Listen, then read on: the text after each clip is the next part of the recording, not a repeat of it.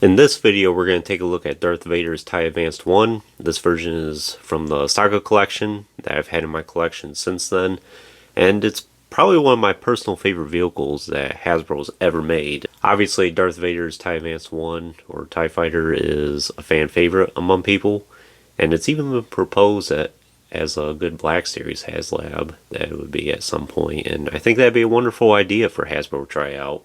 Who knows if it'll actually happen with how Black Series HasLabs have gone. At least we have one for the 3 3/4 inch collection. It's had many releases over the years. I know it had one during the Power of the Force days, and it got several re-releases over the years. Like I said, this one particular one I've had since 2006 from the Saga collection days. And it's even had a few more releases after that, I think in the 30th anniversary line, and maybe one or two more after that as well. But at this point, it has been several years, at least a decade now, since this has had a release. And I think it's about due for Hasbro to get around to making another one. Whether it's a re-release of this, or it's an entirely newly tooled one. Of course, it'd probably be extremely expensive. I wouldn't doubt if this would go for $150 now, when at the time I'm pretty sure this was only in the $30 range. It's amazing how far prices have gone up over the last several decades at this point. Anyways, I'm thankful that we have this, and like I said, it's one of my personal favorite vehicles I have in my collection. And at the time of this video, I think this is the first Saga collection related item that I'm reviewing on the channel. I have many more of those that I'll review in the future for vehicles and for action figures. It's one of my personal favorite Star Wars lines that Hasbro ever did.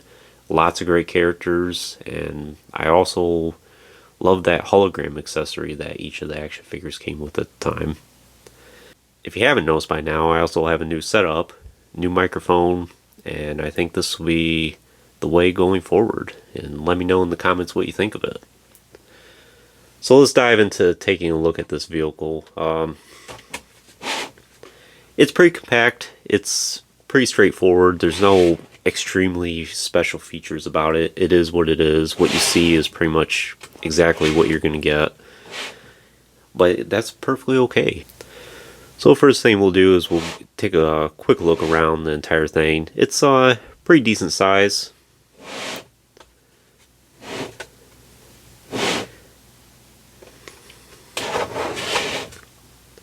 The side of the wing panel there, I'm not sure if you can see that, but there is some detailing on there that looks pretty good. Has some weathering. Here's what the back of it looks like. Again, nothing too extravagant about it. Other side of the wing, a little bit different weathering, as you can see. And the front of it. So I will say just one downside about the Darth Vader's TIE Fighter that has been a problem with all the releases over the years is the wings. So mine are glued in, so they're stuck in place. But if you don't glue them in, then they're extremely wobbly, they fall off, eventually get kind of angular from being in this position for so long, unless you have a stand for it, obviously. But they don't stay in the place very well, and I think, at least for one of the wings I had, it just simply would not stay in at all. Any little touch of it and the wing would fall off.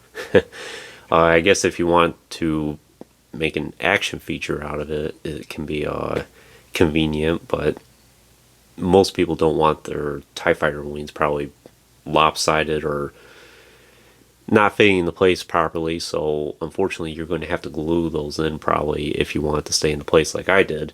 And even with them glued into place, they're still not 100%, but they are far better than they were. And thankfully, it is very easy to glue. I think the biggest problem is the hooks that go around. Just slightly too big for the latches, and that's why they don't stay in the place very well. So we'll take a look in the inside here of the canopy.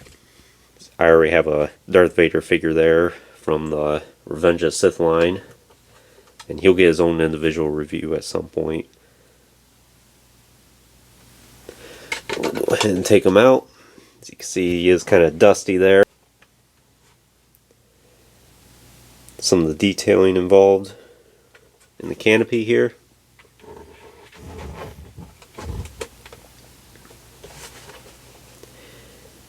And this targeting radar there is actually a sticker, and I had to glue that down as well because it was peeling at the edges, so now it's nice and smooth for the most part. Nice detailing for the controls there. And thankfully Vader there fits pretty well. I haven't tried it with any of the other Vaders. If any of the new ones would fit, I would imagine they would.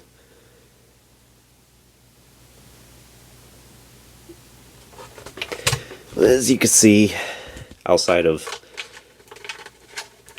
finagling with his cape here, Vader fits in pretty good.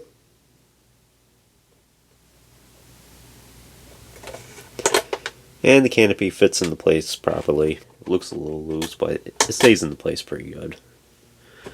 So as far as actual features that go along with this, as you can see, these two green missiles here, not the most exciting things in the world. I don't even think they go that far. Let's try one. Yeah. So,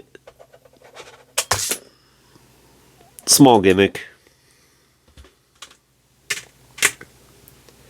And there's also one more here. So there's this latch that's underneath the fighter here.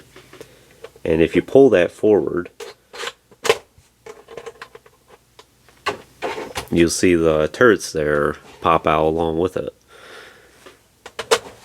And of course you could just slide it back in. But I think that looks pretty neat as is. Not too often I display it that way, but that is an option for you. So you can see mine's a little dusty. I've had this on display for quite a few years now. And not too often do I get to mess around with it. So you can see the red detailing for what would be the blaster cannon. As far as these missiles go, they fit into place pretty good.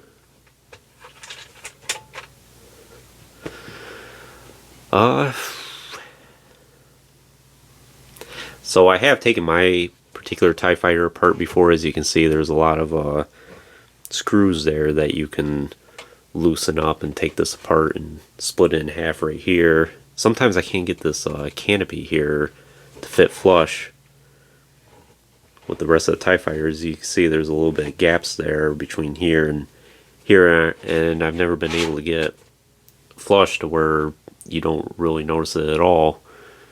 So just one minor thing about it. But I think that's pretty much all there is to really say about this. Like I said, it is what it is. There's not a whole lot of action features about it, and it's a TIE Fighter. There's really not much to say about it. With all that being said, minus the wings, I personally think this is one of the best vehicles that Hasbro's ever produced. Obviously, Darth Vader is a fan favorite, and I'm sure his TIE Fighter is a fan favorite to go along with it. I really wish Hasbro would release a lot more vehicles. It's a shame that these days we're down to what, maybe one vehicle release every year or two on average. And the few that we do get they're either disappointing or they're outrageously expensive to where it's just not, who can justify the price. Time of this video, the N1 Starfighter from the Mandalorian is about to get released soon, and it's like $131, and I have no doubt that if Darth Vader's TIE Fighter got released today, it would be in the similar price realm, which I think is completely outrageous as far as pricing goes for these vehicles. They're not worth that much, and you might as well get a Hot Toys action figure, basically. Anyways, enough with rambling. So would I recommend Darth Vader's TIE Fighter for your collection? I would. It's one of the most iconic pieces you could probably have as far as vehicles are concerned for your collection. If you could only have a few vehicles for your collection, this is one of the ones I would recommend that you have. Definitely in the top 5, up there with like Anakin Starfighter, for instance. Can't go wrong with it. Like I said, you might have to fix the wings a little bit if you manage to find one. And at this stage, the only way you're going to be able to find a TIE Fighter is if you get on eBay or you're lucky enough to find one at a comic book store. So I do see this going to like the $100 range brand new. You can get one loose, and you might be able to get one for $60 or $70 loose if it's in good condition. So unfortunately, that's probably about the best bet going forward here. I doubt that Hasbro is going to be releasing a new Darth Vader's TIE Fighter anytime soon, if ever again. I would highly recommend jumping on one if you see it. And one last thing I will mention is on eBay, if you happen to be shopping for one of these, I did notice recently as well that there are some stands that some hobbyists are making and selling on there where looks pretty good, and I personally might get one myself, and if I do, I'll be sure to feature it on the channel at some point in the future. So anyways, that concludes this review of Darth Vader's TIE Advanced 1.